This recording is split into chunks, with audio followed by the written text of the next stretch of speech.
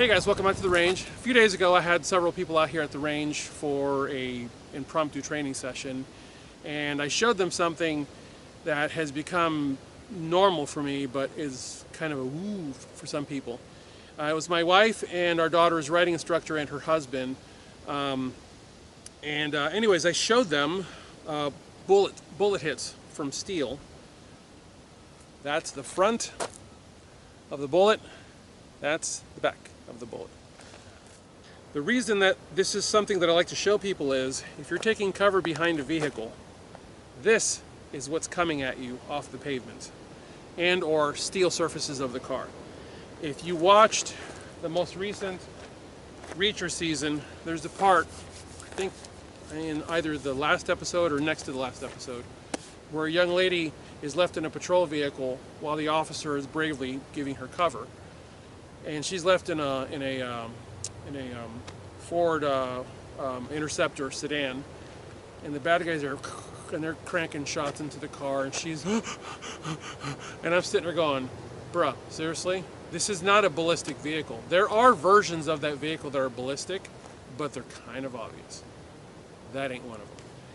And understand, vehicles do not give you ballistic cover. Only A post, B post, and C post, and then on an SUV, D post, are going to give you cover. Every other part of that vehicle, obviously, you know, the engine and tranny, wheels, okay, stop.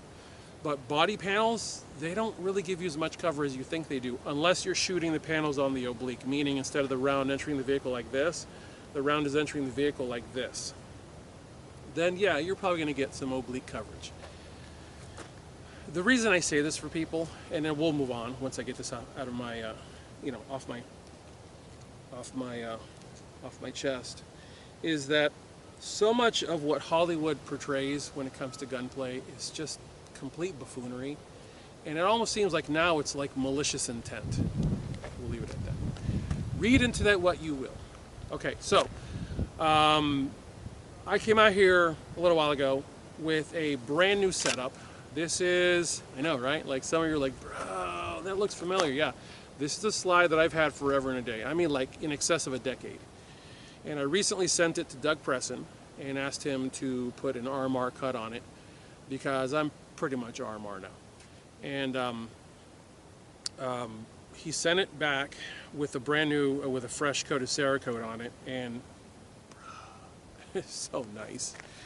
And so what I did was I fed my little 9mm laser to this, and I basically stood off 10 yards for my 4Runner, closed the hatch, and used the license tag because the license tag reflects that laser really nice. And I used the license tag and the little zeroing tool, and I basically got that dot to cover the laser, and then I went back to the vehicle and had a rubber dummy set up over here at 10 yards. 10 yard zero is the zero that I've learned that gives you pretty much everything you need from up close all the way up to like 25 yards with pretty much just aiming. I mean, like you might have the difference of a width of a thumbnail on, you know, high or low or whatever, but 10 yards, 30 feet. Please understand, 30 feet is an excessively long shot for handgun fights. You get a 10 yard zero gives you clean ballistics all the way out to 25 yards. So I did that, and like literally it was like 2 or 3 clicks up, I think it was, or something like that, because I had already slaved the dot to the irons, which with a handgun it pretty much works. So you can slave your dot to your handgun sights as long as you use proper tooling to install these, like an actual professional drifting tool to get that sight in instead of beating it in with a hammer. So that sucker's going in clean and flat. And your front side posts, most especially on a Glock OEM sight with really nice Ameriglow sights, and these are actually the shorter of the suppressor sights, and we'll get to that in a minute. You can pretty much drop your dot right on top of these, and you're pretty much going to be on that bad guy easily out to like 40 feet with no zeroing, just like there he is and you can hit him. Obviously you want to fine tune because that makes sense, and what was really cool was, and this is the sacrifice, I actually zero with jacketed hollow point, 150 grain jacketed hollow point, which is what I carry as my daily EDC load. So I want to make sure that I'm getting exact ballistics, because training ammo is poop. So jacketed hollow point, yeah, that's pricey, but don't you want to know if anything has changed? I mean, don't you want to know that the sucker actually cycles the ammo, locks back? So load 5, 1, 2, 3, 4, 5. Lock back, you're good. Load another 5, make your adjustments, allow the gun to cool, do it again. Although with a handgun, cooling is not all that crucial because it's got a moving barrel. I mean, just your lockup is different than it is on a rifle. Really? I come out here video and I get this. So what I did was fed the laser to it, slaved it in. Shut up. Slaved it onto the sights. I'm sorry, at home. Slaved it onto the sights. Put the laser to it here. Bounced it off the license tag. Got it zeroed in beautifully. Got on target, and the first round hit exactly where I was looking. And I went, okay, no, that's got to be a fluke. So I did it again, and did it again, and did it again. I really wish I'd photographed it. The groups were no exaggeration, the groups were the size of my thumbnail from 30 feet. I'd say that's pretty zeroed. In fact, they were touching one another. So you got what you got. Now, what I do is I have a very heavy wool blanket that I fold like six times to make a really thick sandwich of wool, and I lay it on my brass bucket, which is over there, which is just an old powder detergent bucket.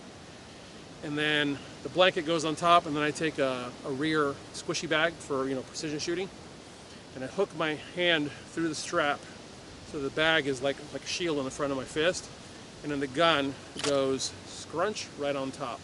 And I lean forward. I sit on the bumper of my 4Runner. I bring my range table to me, spread my legs out, lean into it, and just really take my sweet time. And what you get is the ability to look like, so I'm aiming at dead center of the chest, and you look the round right where you want it to go, and it delivers beautifully. Putting that work in with EDC ammo matters, because I now have faith that this setup is good to go. Why do I know that? Because I know this frame and I know this slide. This slide and I have, it's got to be, jeepers, at this point it has to be 100,000 rounds, if not more. I mean, I don't know. I used to be a magazine. When I got this, I was a magazine writer. Free ammo, right? Free ammo. And you shot like a fiend. And I went to, guys, I've been to 83 classes to date. And whether the class is a handgun class or a rifle class, even rifle classes have handgun components, which means out of all 83 classes, I have shot this handgun. One of the classes was a 5-day handgun class. One of them was a 4-day handgun class. And we were just handgun. So I'm telling you, I trust this handgun. Now let me get to the obvious thing. Boing, that right there. Why is there a light on it? Because the holster that I ordered for testing purposes from JX Tactical is, I don't want to take it off again. It is a handgun light equipped holster that, gotta be honest with you, I'm kind of surprised at how nice it is.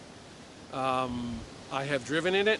You gotta be careful getting in your car, because bro, doober-doo down, you will catch a nut. So be careful.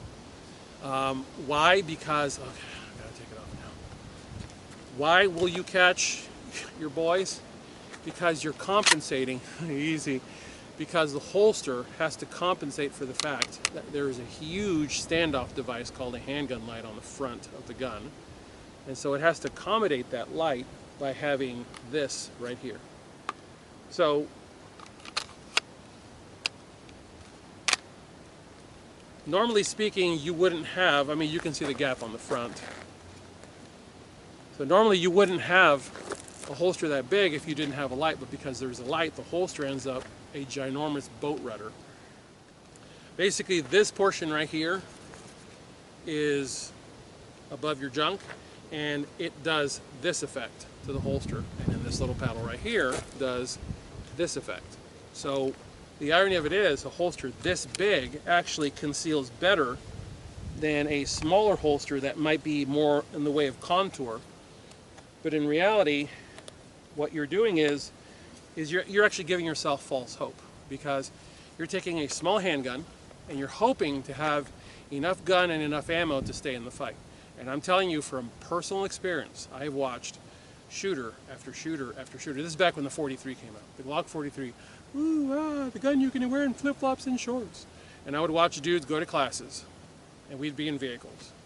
The instructor would scream, "Contact front!" And these guys would fumble to get their little gun out, and they'd be like, pew, pew, pew, pew, and all 4 of those were misses. And then it'd go hit, hit, hit, and now they're empty. And they drop the mag, and they fumble in their pocket to get out the little mag out of their coin pocket. And they fumble to get it in the gun, and they get the slide forward, and they go miss, miss, hit, hit, and the instructor realizes they're so far off, he needs to stop them. And one of the guys was captured on this camera with the pole in the car right here. So he either said the gun is smaller, the gun runs out of ammo fast. Oh yeah, I think it was, man, that gun runs out of ammo fast and it's hard to load, or something like that. So basically the point is, he either talked about the size of the gun or the ammo capacity of the gun. I forget which one was first, but the other one was, it was really hard to reload. When you only have 7, call it 8 with the +1, when you have 8 rounds in the gun, you run out of ammo fast because bad guys don't stand still, they move. By the way, this drill is not about 2 people. This drill is about 1 person who has now moved and you've had to run after them. Because you're forced in that position, you're forced to deal with that problem. Take the legality of it out of the equation. That's not what this is. This is just a skill drill. This is about motion, stopping, stabilizing, shooting, and taking off again. That's all it's about. And so, I'm the guy who's a proponent for really big handguns. Just don't go to a Desert Eagle, right, Eric? Someone was out here the other day and he brought a Desert Eagle and it was freakish misery to shoot that thing. But a good Glock 17 that's got a nice balanced setup, you're going to end up with a really nice handgun. By the way, I did the math on this a while back.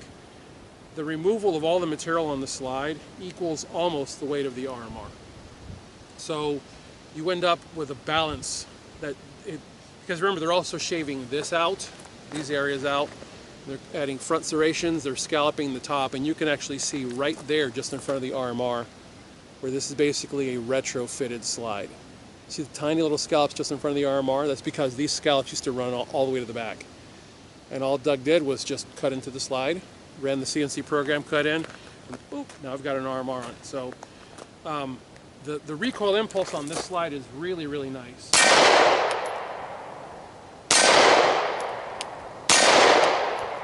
And you can deliver shots very accurately with this. And remember, this is fiber optic. This is a 7 MOA dot, and right now, under this light, even with the Sharpie marker covering this, it is still blooming. This is an overcast day. At night, this is perfectly visible. And when you blast your light, the scattered light around the room is fed back to the fiber optics. So yes, it works. Relax. Let's see here, what else? Because I know that this is going to be a rant video. All right, sights. These are Ameriglow, I forget what model it is, I'll show you. They are lower than normal suppressor sights. The reason that I did that was these are RMR 04s, which run on fiber optics and a tritium backup for night usage. And optics have become so ubiquitous now and so rugged that it's really difficult to jam one of these up, you know, unless of course you're just a donut, you're always beating the thing. But even the people who beat them have somehow managed not to break them, so I find that rather interesting. But if an RMR should fail, you literally need to bust the glass out of it. If it has failed, remember there are no batteries here, so if this has failed, then you need to bust the glass. You have to just finish busting the glass out with a knife or whatever you got to do, and then you can look through it. These sights are just high enough that I can cleanly see through the bottom portion of this RMR, and I can see those suppressor sights. And what I found was that there were times where I would try to get on the optic and the sights were kind of visually in the way. And what I found over time is that no, when you lose your dot, it isn't a matter of slowing the gun around, which I foolishly thought it was because I'd never actually attended red dot training. And now that I have, that's ridiculous. Those bullets are hitting in the same spot. And now that I have attended red dot specific training, now I know that's really not the way you find your dot. You just kind of get used to finding your dot. I mean, you get used to finding your dot. The gun is thrust out in a predictable position, and you just get accustomed to finding that dot. I don't really know how else to put it than that. Oh, the frame is from Aim Surplus, and this one is slightly different from the EDC that I've been using, which I'm going to swap slides and go back to the EDC one because it actually has the horizontal rather than the slightly vertical thumb cuts. Ironically, it actually works well with the light because my hands are so huge, my thumb doesn't stop here, it actually goes forward onto the light, which is why this gun does not flip up at all.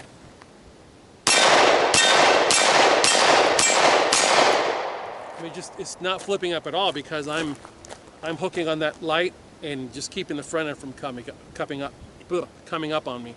So it is a nice setup that is balanced and it works. Recently I was talking with someone, I'll close with this. Recently I was talking with someone at my daughter's volleyball practice, and he was telling me that he wanted to get a particular handgun. And he told me the name, and I said, I'm gonna hit you with something heavy if you buy that handgun. Get a Glock. Get a Glock. I know there are other handguns out there. Get a Glock. Get a Glock. Get a Glock. If you don't shoot it well, learn how to shoot it well. Get a Glock.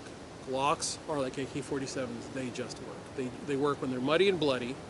And I can't so much. Well, I can kind of sort of speak for the bloody part, but I sure can speak on the muddy part. I went to tactical response years ago. We'll close with this. I went to tactical response years ago, and the instructor said, "Drop the guns in the dirt." And it was a very muddy day. And they went down the line, and some of us, namely me and a couple of guys to my left and right, got our guns squashed into the mud to the point where it just extruded through the gun. The gun actually ran. It actually ran a couple of rounds through it. I stopped because I didn't want to completely and utterly jack things up because mud can blow a gun up. But it actually ran a couple of rounds. And I was able to tap, rack, and crunch my way through, and then went over to the bucket that they had in the back and started rinsing it out. I went, oh, hang on. And I felt the loaded chamber indicator, which apparently you're not supposed to trust if the gun gets dirty. So I racked it out, dropped the slide, and the loaded chamber indicator was now flush. And this is with the gun literally dripping mud. And I went, huh, that's interesting. So I loaded the gun back up again, racked it, felt the loaded chamber indicator, it was working again. Racked the round out, flush again. Racked it, sticking out again. What's the point of it? People will tell you, oh, if your gun is dirty and this and that loaded chamber indicator can't be trusted. I'm standing here to tell you, worst case scenario was presented to me and the loaded chamber indicator worked flawlessly each and every time. So the people who tell you that are probably magazine writers, and they don't actually go to training. Or the people who are telling you that are, social media tubers or social media gun people are also parroting what they've heard other people say. Guys, try it for yourself. Go out to a one-day class. Personal Survival Solutions has one-day classes. Shane and Callie Kerwin are dynamite instructors. Go train with them. Go try some of their stuff. Find out some of what you don't know. And it will light you on fire to learn, and you will keep coming back. Because guess what? I'm going to be there in 2 weeks to take Handgun Covert Protective Pistol 4, and then the other class whose name I can't remember right now. Practical something or another. So I love handgun training. It is the hardest. Handgun training is the hardest, which is why it's my favorite. I actually used to be flip-flop. I used to love rifle because I could like blaze with a rifle. Yeah, get some girls. And then I realized that handgun makes most sense because it is what we always have on our person as tier one citizens, and it's what we really need to be good at because it is the one discipline that degrades faster than anything else. So with that in mind, thank you so much for supporting me at tier1citizen.com. Thank you for watching this video. As always, God bless you all. Get those guns out in practice. Have a good one.